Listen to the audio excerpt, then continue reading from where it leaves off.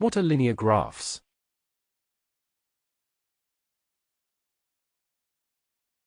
In the previous chapters, we dealt with many situations involving linear graphs.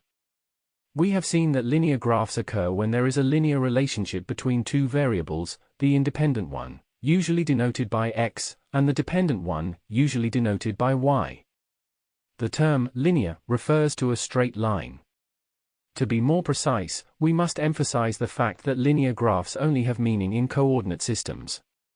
These systems must be at least two-dimensional in order to contain at least two variables, where one of them is called independent. It is called so because the values of this variable are given by the user, who is independent in his/her decision on which values to consider. The other variable depends on the values of the independent variable and the formula that gives the relationship between the two variables, hence the name dependent.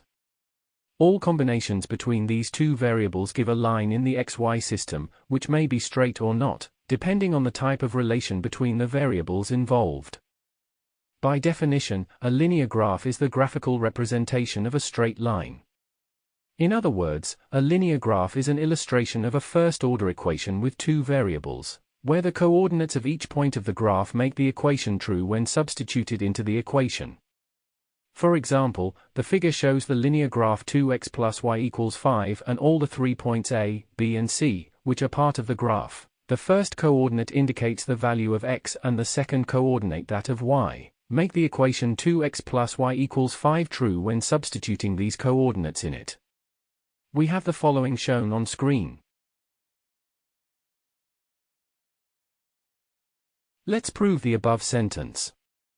Thus, substituting the coordinates of point A, 0, 5, in the equation 2x plus y equals 5 yields, we have the following shown on screen.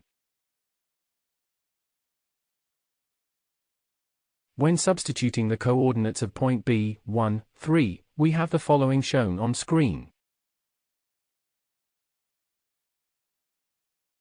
And when substituting the coordinates of point C, 2, 1, in the equation, yields, we have the following shown on screen.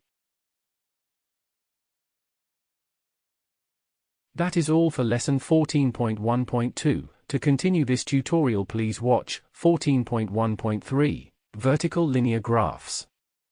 Thank you for watching. Make sure to like and subscribe to keep up to date with new videos. For more information, calculators, and tutorials, please visit www.icalculator.com.